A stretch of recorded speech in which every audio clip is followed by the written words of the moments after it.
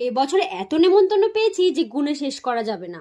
অক্ষয় তৃতীয়ার দিনে চলে গিয়েছিলাম পাশে একটা দাদার বাড়িতে। সে নতুন বাড়ি করেছে, তার গৃহপ্রবেশ উপলক্ষে আমরা গিয়েছিলাম নেমন্তন্ন রক্ষা করতে। দুপুরে নেমন্তন্ন ছিল কিন্তু কেউ আমরা যেতে পারিনি, কাজের এত প্রেসার ছিল। পরে দাদা এসে আবার আমাদেরকে ডেকে নিয়ে গেল, তাই আমরা সবাই মিলে সেখানে গিয়েছিলাম। রাত হয়ে গিয়েছিল বলে বেশি কেউ ছিল না, আমরা গল্প স্বল্প করে আমি বাবা বোন তিনজনে মিলে বসেছিলাম শুধু খেতে।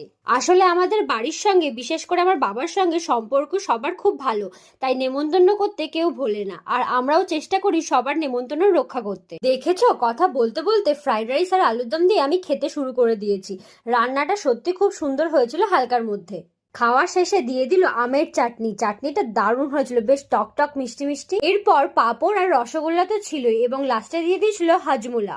আমি বোনকে বললাম তুই আস্তে আস্তে খা, কেউ নিয়ে চলে যাবে না। আর তোমাদের যদি এটা দেখে জিভে জল চলে আসে তাহলে তোমরাও বানিয়ে ফেলো আমের চাটনি, বাট রেসিপিটা কিন্তু তোমাদের নিজস্ব হবে। একসাথে খেতে বসলেও বাবার খাওয়া আগেই হয়ে গেছিল। এদিকে বাবা জল খেতে খেতে এসে আমাকে বললো, আহ দারুণ হয়েছে খাবারগুলো। আমি বাবাকে বললাম তুমি আমার ব্লুমিয়াজকে একটু হাই করে দাও, তাহলে ওরা খুব খুশি হবে। এরপর হাজমোলা নিয়ে চলে গিয়েছিলাম ঈশিতা দাদার বাড়িতে, কারণ পাশের পাড়ায় হচ্ছিল ফাংশন। এখন এসেছি কাকির বাড়িতে, এই যে গালে হাজমোলা নিয়ে, আর পাশে ফাংশন হচ্ছে সেখানে যাব। এই যে ঈশিতা চলে এসেছে, কাকির মানে কাকির বাচ্চা, এটা ঈশিতা বাচ্চা। পাখা কিনেছি কালকে গিয়ে। ও কালকে আবার ফাংশনে গিয়ে পাখাটা কিনেছে সুন্দর, এসে হাওয়া হাওয়াই পাখা।